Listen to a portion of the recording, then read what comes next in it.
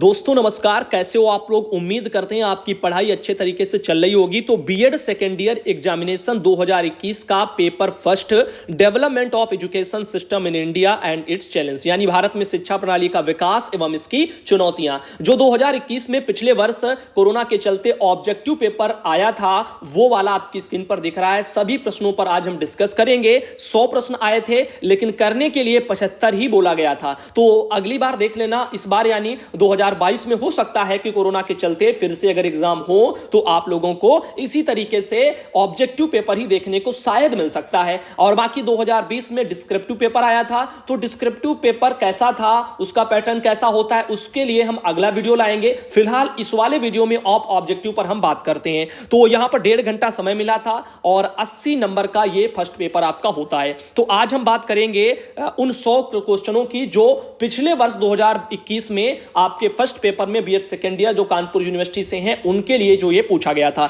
तो चलिए एक एक करके, अगर आप किसी को जो भी प्रश्नों के उत्तर आते हैं तो कमेंट करके भी दोस्तों आप बताते जाना। तो बात करते हैं, पहला प्रश्न है वैदिक कालीन शिक्षा की अवधि क्या है। तो अगर किसी को आती है तो कमेंट करके बताएं, वरना 2500 ईस्वी पूर्व से 500 ईस्वी पूर्व तक जो है मानी जाती है। इसके अलावा दूसरा प्रश्न था वैदिक काल में शिक्षा का माध्यम क्या था। तो वैदिक काल की अगर बात करें तो शिक्षा का माध्यम उन दिनों संस्कृत था। ठीक, उसके बाद में तीसरा जो प्रश्न है उपनयन संस्कार किससे संबंधित है। तो उपनयन संस्कार गुरुकुल में प्रवेश के समय बच्चों को दिलाया जाता था। तो ऐसे में आपका उत्तर हो जाएगा ये सी। और उसके बाद में चौथे अगर हम प्रश्न की बात करें तो वैदिक कालीन शिक्षा का अगर मुख्य उद्देश्य पूछा जाए तो यहां पर आप क्या बताएंगे, जो आध्यात्मिक विकास था। तो चौथे का आपका हो जाएगा सी, क्योंकि ये लोग जोर देते थे आध्यात्मिक विकास पर। इसके अलावा पांचवा जो प्रश्न था वैदिक कालीन शिक्षा का पाठ्यक्रम क्या था, तो आपको इसके बारे में जानने की आवश्यकता है। इसका क्वेश्चन होगा सी, परा एवं अपरा दोनों प्रकार की विद्याएं। अब परा अपरा क्या होता है, इस पर जब हम चैप्टर में पढ़ाएंगे तो पूरे अच्छे तरीके से बात करेंगे। परा जो देखो पारलौकिक और अपारलौकिक ये चीजें क्या होती हैं, इनको अच्छे तरीके से इनके जो है हिंदी में पूरा, यानी कहने का मतलब है आपको समझ में आए उस लैंग्वेज में आपको हम समझाएंगे। इसके अलावा देखिए छठा प्रश्न है प्राचीन शिक्षा का केंद्र तक्षशिला कहां है। तो काफी लोगों को नहीं पता होगा, डाउट होगा, कुछ लोग सोच रहे होंगे जो है भारत में होगा, लेकिन भारत में नहीं है। ये छठे का होगा आपका बी, ये है आपका पाकिस्तान में तक्षशिला। इसके अलावा बात करते हैं सातवें प्रश्न की, तो वैदिक काल में समावर्तन उपदेश कब दिया जाता था। तो समापवर्तन जो उपदेश था वो आपका जो है दिया जाता था विद्या समाप्ति पर, यानी जब बच्चे की विद्या यानी विद्यार्थी की विद्या जो है गुरुकुल में जब पढ़ने जाते थे वैदिक काल में, तो वहां पर जब उनकी पूरी हो जाती थी, उसके बाद में जब गृहस्थ जीवन में वो लोग प्रवेश करते थे, तब अपना जब गुरुकुल से विदाई लेते थे तो उस टाइम पर इनको समापवर्तन उपदेश टाइप का गुरु देते थे। इसके अलावा बात करते हैं आठवीं, बौद्धकालीन शिक्षा की अवधि पूछी गई है क्या थी। तो अभी आपने क्या देखा था ऊपर, वैदिक कालीन शिक्षा की अवधि 2500 ईस्वी से 500 ईस्वी तक मानी जाती है। वहीं बौद्ध काल की जो है आप लोगों की अवधि तो आपकी वो मानी जाती है 500 ईस्वी पूर्व से 1200 ईस्वी पूर्व तक मानी जाती है। तो ये आपका होगा आठवें का ए। नवा का है बौद्ध काल में शिक्षा का माध्यम अगर पूछा जाए, तो अगर बात करें हम बौद्ध काल में शिक्षा के माध्यम की, तो वो थी आपकी पाली। तो पाली शिक्षा में बौद्ध काल में शिक्षा दी जाती थी और वैदिक काल में संस्कृत में दी जाती थी। इसके बाद में बात करते हैं 10वां, प्रवज्जा संस्कार किससे संबंधित है। ये भी जो है काफी बार जो है पूछा गया है और बहुत ही मोस्ट इंपॉर्टेंट है। प्रवज्जा संस्कार ये बौद्ध काल से संबंधित है। तो प्रवज्जा संस्कार की जब बात आए तो समझ जाना कि बौद्ध काल से रिलेटेड है। और आपको वैदिक काल, बौद्ध काल, मध्य काल, ये सारी चीजें अलग अलग चैप्टर वाइज भी हम जल्द से जल्द वीडियो लाएंगे और पढ़ाएंगे। 11वें की बात करते हैं, मठ एवं बौद्ध विहार बौद्ध शिक्षा के केंद्र थे। तो ये जो आपका क्वेश्चन नंबर 11 है, तो प्राथमिक एवं उच्च शिक्षा से जो है ये संबंधित है। मठ एवं बौद्ध विहार बौद्ध शिक्षा के केंद्र थे प्राथमिक और उच्च शिक्षा के लिए। इसके अलावा 12वां जो है बौद्ध काल के विद्यार्थियों को किस नाम से जाना जाता था। 12वां ये इसमें जो है आपका होगा सामनेर। तो सामनेर जो है यहां पर बौद्ध काल में विद्यार्थियों को इस नाम से बुलाया जाता था। 13वें की बात करें तो बौद्ध कालीन शिक्षा का मुख्य उद्देश्य अगर पूछा जाए, तो बौद्ध कालीन शिक्षा का अगर आपसे कोई मुख्य उद्देश्य पूछे तो केवल ज्ञान प्राप्त करना था। ठीक है, तो यहां पर आप लोगों को इसके बारे में धीरे धीरे पता चलता रहेगा कि वैदिक काल में, बौद्ध काल में, मध्य काल में सब में किसका क्या उद्देश्य था और जो है क्या क्या चीजें थी जो एक दूसरे को अलग करती हैं। इधर बात करते हैं, आपको क्वेश्चन नंबर 14 पर लेकर के आते हैं। 14 जो नंबर का क्वेश्चन है, नालंदा विश्वविद्यालय, इसकी स्थापना जो है किसने की थी, ये एक मोस्ट इंपॉर्टेंट है। इसकी स्थापना की थी आपके अशोक ने। तो अशोक इसका होगा राइट आंसर। और 15वें की अगर बात करें तो मध्यकालीन शिक्षा की अवधि पूछी गई है। तो मध्यकालीन शिक्षा की अगर अवधि की बात होगी तो 1200 ईस्वी से लेकर के 1700 ईस्वी आप जो है आंसर करेंगे। इधर बात करते हैं 16वें में कि मकतब और मदरसा मध्यकालीन शिक्षा के केंद्र थे। तो बहुत ही ज्यादा ये नाम फेमस हैं। ये 16वां नंबर में मकतब और मदरसा, जो कि आपके जो है प्राथमिक और उच्च शिक्षा, इन दोनों के लिए ये जो है यहां पर जो है केंद्र माने जाते हैं। शिक्षा के केंद्र थे मकतब और मदरसा, प्राथमिक और उच्च शिक्षा के लिए। इधर बात करते हैं मध्यकालीन शिक्षा में शिक्षक को किस नाम से जाना जाता था। यह भी जो है आप लोगों को ध्यान रखने लायक जो है, उस्ताद बोला जाता था। मध्यकालीन शिक्षा में शिक्षकों को क्या बोला जाता था? उस्ताद। इसके अलावा 18वें की अगर बात करें तो मध्यकाल में उच्च शिक्षा का माध्यम पूछा गया है। तो मध्यकाल में अगर उच्च शिक्षा का माध्यम पूछा जाए तो आपका होगा अरबी और फारसी। क्या होगा? अरबी और फारसी। इसके बाद 19वां नंबर है मध्यकालीन शिक्षा को शैक्षिक विकास के दृष्टि से क्या कहा जाता है। तो 19वें का आपका होगा अंधकार युग, इसको बोला जाता है। और 20वां की अगर बात की जाए, बिस्मिल्लाह रस्म की वास्तविक उम्र क्या है। देखो, एक बिस्मिल्लाह संस्कार भी होता था और इसकी अगर आपसे उम्र पूछे तो 4 वर्ष 4 माह 4 दिन इसकी जो है आप सही आंसर टिक करके आएंगे।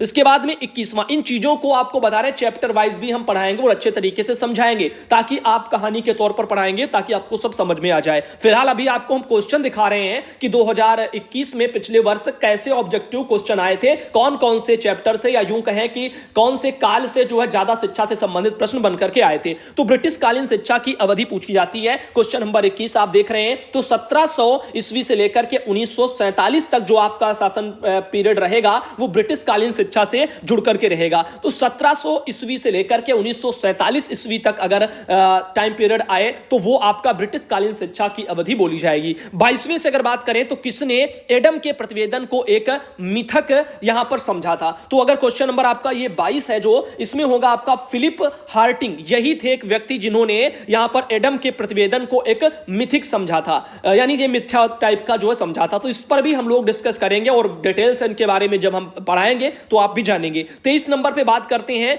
निस्यंदन सिद्धांत विशेष रूप से शिक्षा से संबंधित था। तो 23वें का आपका होगा निम्न वर्ग और उच्च वर्ग दोनों के लिए होगा। ठीक है, तो यहां पर ध्यान देना, क्योंकि ऑप्शन में आ जाता है निम्न वर्ग उच्च वर्ग। काफी लोग निम्न लगा के आते हैं, काफी उच्च लगा के आते हैं, कुछ लोग जो होते हैं उपरोक्त तो सभी लगा देते हैं। ऐसा नहीं है, निम्न वर्ग और उच्च वर्ग देखो दोनों वाला ऑप्शन दिया है, दोनों के लिए था, तो आपका सी सही होगा। इधर बात करते हैं 24, किसने कहा था कि वुड का घोषणा पत्र भारतीय शिक्षा के इतिहास में एक महाधिकार है। ये क्वेश्चन नंबर 24 बहुत आपका जो है इंपॉर्टेंट है। HR जेम्स थे, उन्होंने ये कहा था। ये सारी चीजें आपको रट जाएंगी जब मैं कहानी के तौर पर आपको पढ़ाऊंगा। 25 की बात करते हैं तो वुड का जो घोषणा पत्र है वो कब प्रकाशित हुआ था। क्वेश्चन नंबर 25 वो है आपका 1854 में ये प्रकाशित हुआ था वुड का घोषणा पत्र। ये कुछ घोषणा पत्र है वो भी आपको हम जो है इकट्ठा बता देंगे एक साथ, ताकि आपको याद करने में आसानी हो जाए।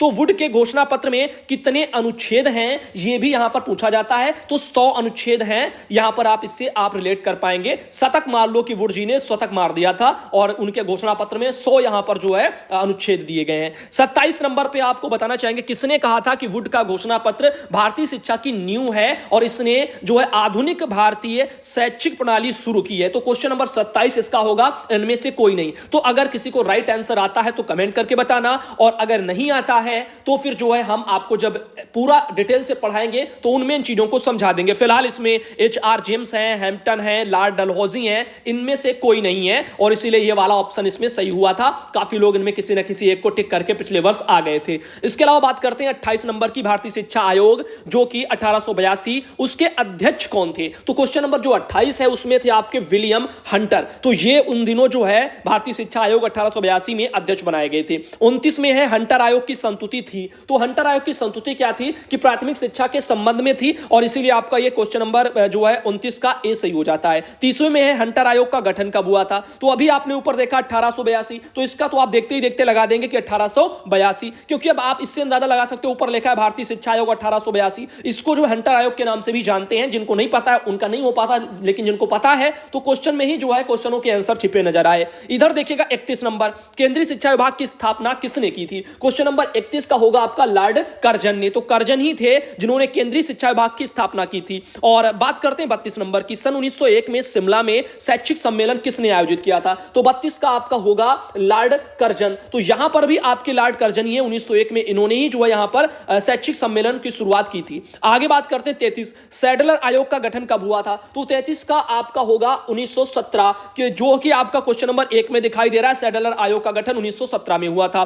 कलकत्ता विश्वविद्यालय आयोग के अध्यक्ष कौन थे? तो ये भी जो है मोस्ट इंपॉर्टेंट है, 34 नंबर, जिसमें आप लोग जो है इसके अध्यक्ष थे आपके माइकल सैडलर। तो सैडलर आपका जो है ए वाले ऑप्शन में दिख रहा है, तो आपका ए सही होता है। 35वां है, सैडलर आयोग का प्रतिवेदन कितने अध्यायों में विभक्त है? तो 35 का आपका होगा 13, क्योंकि ये 13 जो है जो प्रतिवेदनों में यानी अध्यायों में ये विभक्त है। सैडलर आयोग जो है उसका प्रतिवेदन 13 अध्यायों में विभक्त है। 36 की बात करते हैं, वर्धा शिक्षा योजना। तो वर्धा शिक्षा योजना काफी पूछी जाती है और इसके जो है प्रवर्तक थे महात्मा गांधी जी, तो जो कि बी वाले ऑप्शन में आपको मिल जाती हैं। 37 नंबर की अगर हम बात करें तो जाकिर हुसैन समिति ने बेसिक शिक्षा का प्रतिवेदन किस वर्ष प्रस्तुत किया था? तो यह किया था 1937 में। तो 37 का आपका हो जाता है 1937, जो सी वाले ऑप्शन में आपको देखने को मिलता है। फिर बात करते हैं 38 नंबर की। तो 38 नंबर में है, बुनियादी शिक्षा में शिक्षा का माध्यम क्या था? तो वो था मातृभाषा। तो आपका ये डी वाला ऑप्शन सही हो जाता है। इधर बात करते हैं 39 नंबर की। तो 39 नंबर में है, सार्वजनिक शिक्षा योजना, इसका प्रतिवेदन किस वर्ष प्रस्तुत किया गया था? तो ये हुआ था 1944 में। तो आपका ए वाला क्वेश्चन जो है आंसर आता है। 40 नंबर की बात करें तो यहां पर है, सार्वजनिक शिक्षा योजना में कितने अध्याय हैं? तो इसमें है आपके 12 अध्याय। और 41 नंबर की अगर हम बात करें तो विश्वविद्यालय जो आपका शिक्षा आयोग है, उन्होंने अपना प्रतिवेदन सरकार को कब प्रस्तुत किया था? वो किया था 1949 ईस्वी में, यानी आजादी के बाद में। 1947 में देश आजाद हुआ और उसके बाद में 1949 में ये जो है यहां पर विश्वविद्यालय शिक्षा आयोग ने अपना प्रतिवेदन बाद में दिया था। इधर बात करते हैं 42 वाले पे कि यहां पर विश्वविद्यालय जो आपका शिक्षा आयोग है उसका गठन कब जो है यहां पर किया गया था? तो ये हुआ था 1948 में। तो यहां पर गठन हुआ था 48 में और प्रतिवेदन दिया था 49 में। अब बात करते हैं 43 की, ग्रामीण विश्वविद्यालय स्थापना का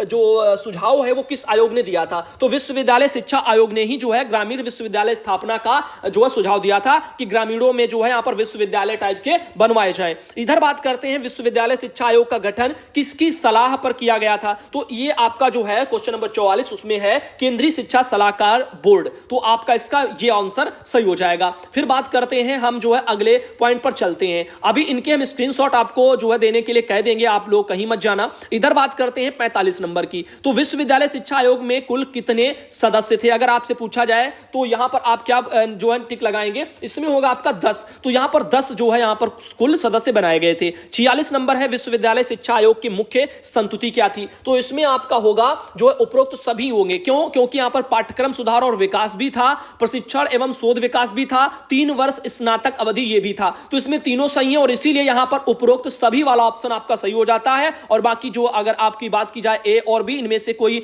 एक ही अगर आप टिक करके चले आते हैं तो फिर आपका गलत हो जाएगा। 47 की बात करें मुदालियर आयोग की, तो मुदालियर आयोग की मुख्य संतुति पूछी जाती है, संतुति थी। तो इसमें भी जो है यहां पर उपरोक्त सभी वाला ऑप्शन ही जो है सही हो जाता है, क्योंकि विशिष्ट विद्यालय, बहुउद्देशीय विद्यालय और उच्चतर माध्यमिक विद्यालय, इन सबके लिए जो है मुदालियर आयोग ने संतुति अपनी दी थी। 48वें की बात करें तो माध्यमिक शिक्षा आयोग के अध्यक्ष कौन थे? तो यहां पर आपका हो जाता है राधाकृष्णन। काफी लोग जो है जानते भी होंगे। 49 नंबर की अगर हम बात करें तो माध्यमिक शिक्षा आयोग के प्रतिवेदन में कुल कितने अध्याय थे? तो इसमें भैया थे 14 अध्याय। 50वें की बात करें अगर तो यहां पर माध्यमिक शिक्षा आयोग में कुल कितने सदस्य थे? तो सदस्य आपके माध्यमिक शिक्षा आयोग में 9 थे।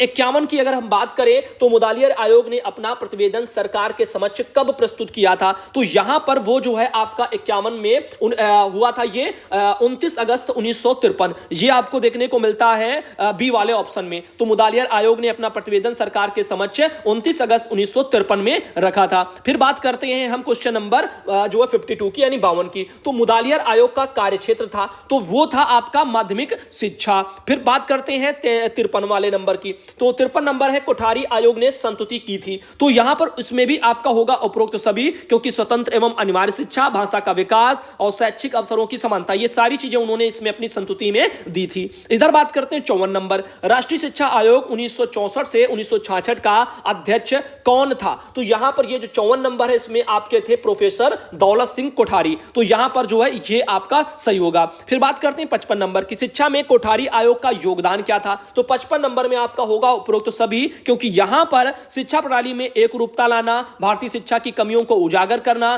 भारतीय शिक्षा को हर प्रांत में समान रूप से लागू करना, ये सारी चीजें उसमें जो है कोठारी आयोग का जो है योगदान स्वरूप मानी जाती हैं। 56 नंबर की अगर बात करें तो किस आयोग ने सर्वप्रथम जो है यहां पर प्राथमिक शिक्षा का विकेंद्रीकरण किया था? तो इसमें कोठारी आयोग था, आपका आंसर होगा कोठारी आयोग ने ही यह विकेंद्रीकरण किया था। 57 की अगर हम बात करें तो संशोधित शिक्षा नीति 1992 उसके अध्यक्ष पूछे जा रहे हैं, तो यहां पर वो थे आपके राम मूर्ति जी। तो कौन थे? राम मूर्ति जी। इसके अलावा 58 नंबर की अगर हम बात करें तो जो है क्रियान्वयन कार्यक्रम 1992 विभाजित है, तो ये आपका है 23 अध्यायों में विभाजित है। 59 नंबर की अगर हम बात करें तो राष्ट्रीय पाठ्यक्रम संरचना 2005 का मुख्य क्या लक्ष्य था पूछा गया है? तो वो था आपका शारीरिक एवं मानसिक विकास के संबंध में। तो ये आपका ऑप्शन हो जाता है, यहां पर दिया हुआ है बी वाला, शारीरिक एवं मानसिक विकास में समन्वय। इसके बाद में बात करते हैं 60 नंबर की। तो 60 नंबर जो आपका है निम्नलिखित में से कौन सा एक राष्ट्रीय पाठ्यक्रम संरचना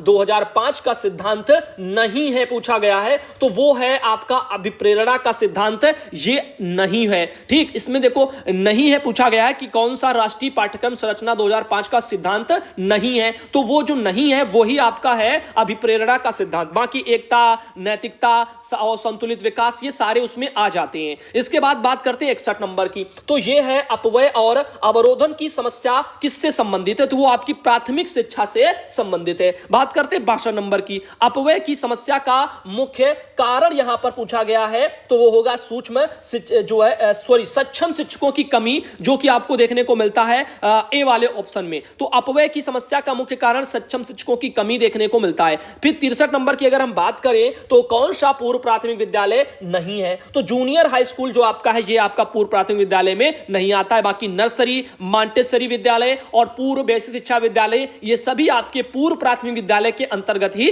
आ जाती हैं। इधर बात करते हैं 64 नंबर की। तो 64 नंबर में है माध्यमिक विद्यालय शिक्षा के लिए क्या बुनियादी कार्यक्रम उठाए गए? तो इसका आपका जो है 64 नंबर में जो आंसर होगा उपरोक्त सभी, क्योंकि इसमें ये सभी जो है यहां पर कार्यक्रम जो है यहां पर उठाए गए थे, बुनियादी कार्यक्रम उठाए गए थे। तो यहां पर जिसमें अतिरिक्त पाठ्य सामग्री, क्रियाएं, श्रव्य और दृश्य जो है प्रशिक्षण, परियोजना जो है परियोजनाएं और प्रयोग, ये सब लिख करके आया है। 65 नंबर की अगर हम बात करें तो 65 नंबर में किसने कहा था कि माध्यमिक शिक्षा हमारे शिक्षा की सबसे कमजोर कड़ी है? तो राधा कृष्णन जी ने कहा था। यह भी काफी लोगों को शायद आता होगा, नहीं आता है तो आज से जो आप सीख जाएंगे। 66 नंबर की अगर हम बात करें तो वो आपका है उच्च शिक्षण संस्थानों में राष्ट्रीय सेवा योजना की शुरुआत कब की गई? तो ये हुई थी आपकी 1969 ईस्वी में, जो कि बी वाला ऑप्शन है। और हां, बीच में एक बात बताना चाहेंगे, अभी जो यूपी टेट का एग्जाम हुआ था कल, उसमें बताया जा रहा था कि शायद 2020 का ही देखने को हुबहू जो पेपर मिल गया था।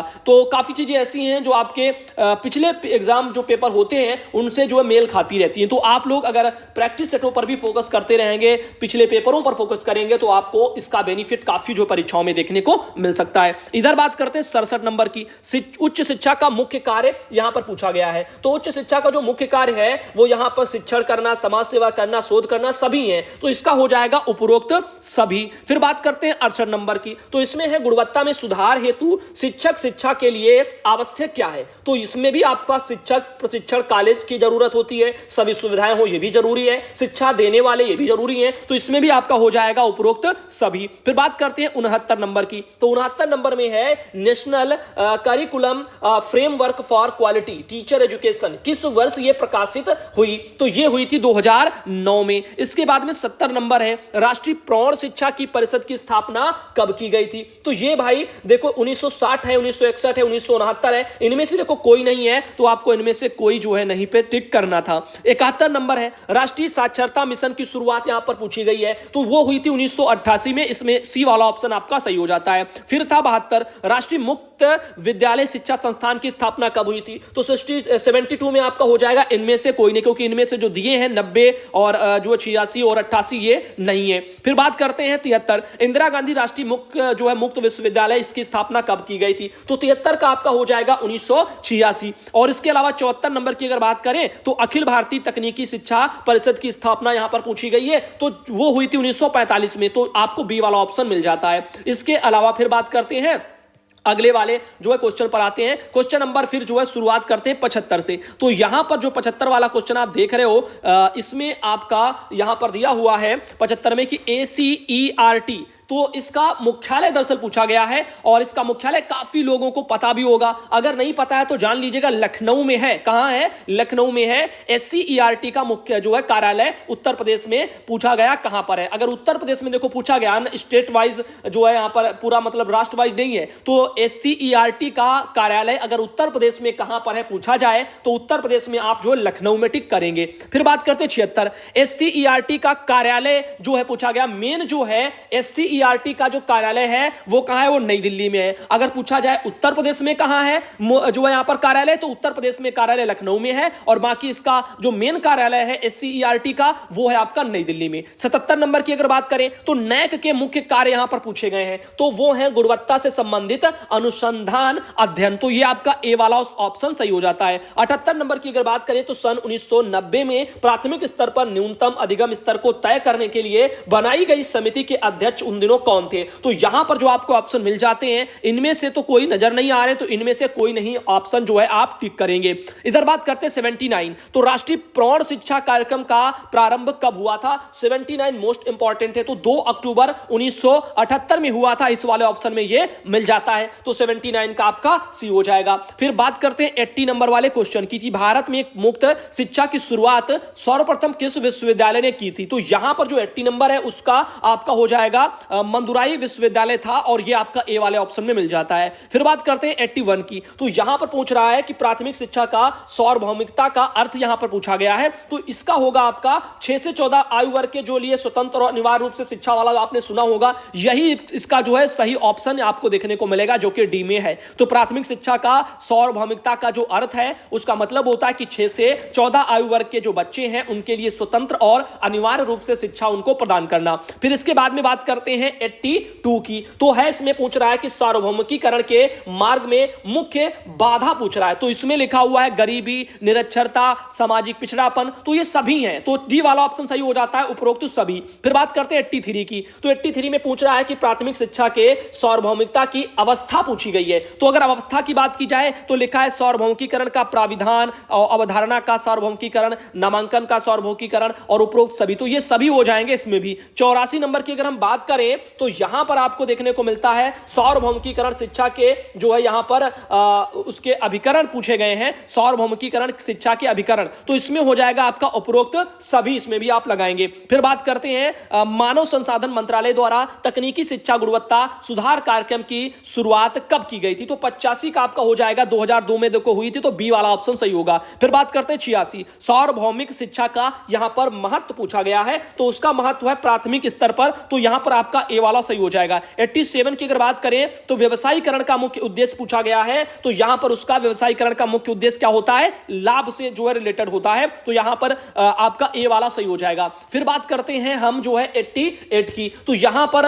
राष्ट्रीय माध्यमिक शिक्षा अभियान कब प्रारंभ किया गया था, ये यहां पर पूछ रहा है, जो कि ये हुआ था आपका 2009 में, तो बी वाला ऑप्शन सही हो जाएगा। 89 की अगर बात करें तो लिखा हुआ है राष्ट्रीय माध्यमिक शिक्षा अभियान के उद्देश्य यहां पर पूछे गए हैं, तो इसमें भी आपके उपरोक्त सभी हो जाएंगे, क्योंकि माध्यमिक स्तर पर शिक्षा की गुणवत्ता में सुधार करना, पाठ्यचर्या में सुधार एवं संवर्धन करना, माध्यमिक स्तर पर प्रशिक्षण, अधिगम सुधार, ये सब इसमें आ जाते हैं। फिर बात करते हैं 90 नंबर क्वेश्चन की, तो उसमें पूछ रहा है कि सन 1960 में निजीकरण शब्द का प्रयोग सर्वप्रथम किसने किया था? तो ये सब सर्वप्रथम किया था पीटर एफ जो है यहां पर ड्रूकर, तो ये आपके आ जाते हैं बी वाले ऑप्शन में, पीटर एफ ड्रूकर, तो इन्होंने किया था। फिर 91 है शैक्षिक स्तर में गिरावट का मुख्य कारण यहां पर पूछा गया है, तो इसमें भी आपके उपरोक्त सभी आ जाएंगे, क्योंकि होगी, शैक्षिक चेतना का अभाव अगर होगा तब भी होगा, जनसंख्या वृद्धि होगी तब भी होगा, पारिवारिक वातावरण और परिस्थितियां अगर ठीक नहीं है तब भी होगा। फिर बात करते हैं 92 की कि शैक्षिक मानव का जो है यहां पर तात्पर्य क्या है। तो शैक्षिक मानव का तात्पर्य जो है यहां पर शैक्षिक विधि, विद्यार्थियों की शैक्षिक योग्यता, शैक्षिक गुणवत्ता, तो उपरोक्त सभी इसमें भी आ जाएंगे। इसके बाद में बात करते हैं 93 कोठारी आयोग के अनुसार क्या है। कोठारी आयोग के अनुसार शैक्षिक मानक के निर्धारण के आधार पर जो है यहां पर पूछा गया है पर्याप्तता और गत्यात्मकता, अंतरराष्ट्रीय स्तर पर तुलना, तो इसमें भी अब उपरोक्त सभी आ जाएंगे। बात करते हैं 94 की, तो यहां पर आपको देखने को मिलेगा कि शिक्षा के स्तरीकरण को उन्नत बनाने हेतु समस्या क्या आती है, तो वो है आपकी उपरोक्त सभी आ जाएगी, क्योंकि अनुपयुक्त पाठ्यक्रम होगा या शैक्षिक निर्देशन का अभाव होगा या अनुपयुक्त शिक्षक विधियां होंगी, तो ये सभी जो उसमें आ जाएंगी तो उपरोक्त सभी वाला आप लगाएंगे। 95 की अगर बात करें तो 95 है निबंधात्मक प्रकार के परीक्षण के दोष क्या होते हैं। तो इसमें जो है विश्वसनीयता का अभाव, व्यक्तिनिष्ठता और प्रामाणिकता का अभाव, ये सब आ जाते हैं, तो उपरोक्त सभी इसमें भी आप लगाएंगे। 96 की अगर हम बात करें तो जो है वस्तुनिष्ठ प्रकार के परीक्षण के गुण यहां पर पूछे गए हैं, तो इसमें जो है यहां पर आपको उपरोक्त सभी देखने को मिलेगा, क्योंकि विश्वसनीयता जो है वस्तुनिष्ठता, वैधता, ये सभी इसके जो है अंतर्गत आएंगे। 97 परीक्षा सुधार के मुख्य उपाय जो है यहां पर पूछे गए हैं, तो 97 भी आपको जो उपरोक्त सभी लगाना होगा। ग्रेड प्रणाली, सतत एवं समग्र मूल्यांकन और सेमेस्टर प्रणाली, ये चीजें जो है आवश्यक होती हैं। 98 की अगर हम बात करें यानी 98 की, तो इसमें लिखा है माध्यमिक स्तर पर निःशक्तों के लिए समावेशी शिक्षा योजना का प्रारंभ कब हुआ था। तो ये भैया हुआ था 2009 से 2010 में, तो आपका ऑप्शन भी यहां पर सही हो जाता है। बात करते हैं 99 की, तो इसमें है राष्ट्रीय माध्यमिक शिक्षा अभियान का कार्य पूछा गया है, तो ये होगा आपका गुणवत्ता युक्त शिक्षा उपलब्ध कराना, तो बी वाला ऑप्शन आपका ये सही हो जाता है। 100 की बात करें, निजीकरण के लाभ यहां पर पूछे गए हैं, तो ये उपरोक्त सभी हो जाएंगे, क्योंकि निजीकरण के लाभ में सेवा की गुणवत्ता में सुधार, रखरखाव में सुधार, दक्षता एवं नवाचार बढ़ाना, ये चीजें आ जाती हैं निजीकरण के लाभ के स्वरूप। तो काफी लोगों में मतभेद रहता है कि देश में निजीकरण हो रहा है तो इसमें जो है दिक्कत है लोगों को, लेकिन निजीकरण अगर अच्छी नीतियों के साथ में हो तो वो निजीकरण बेटर रहता है, अगर गलत नीतियों के साथ में होता है तो ये वो गलत, इसके परिणाम भी जो है गलत कहीं ना कहीं देखने को मिल जाते हैं। तो बात करते हैं आज वाले इस हम जो है पेपर की, कितने क्वेश्चन ऐसे हैं जो आप लोगों को इसमें पता थे, अगर नहीं भी पता थे तब भी कोई बात नहीं है, आप लोगों को कम से कम पता चल गया होगा कौन से चैप्टर से जो है यहां पर ज्यादातर प्रश्न बनते हैं और किस किस तरह के बनते हैं, क्या क्या जो है पूछता है यहां पर परीक्षा की दृष्टि से। तो बात करते हैं यहां पर, अब आप स्क्रीनशॉट इसका जो है ले सकते हो, यहां पर चाहो इसका भी एक स्क्रीनशॉट ले लो। तो अभी हम इसको थोड़ा एक बार वो करते हैं ताकि आपको इसके क्वेश्चनों के जो है आंसर भी देखने को मिल जाए। तो ये देखिएगा और इसका भी आप एक जो है स्क्रीनशॉट ले सकते हो, और फिर जो है ये हो गया होगा, फिर अब इसका 75 से भी आप यहां पर स्क्रीनशॉट ले सकते हो।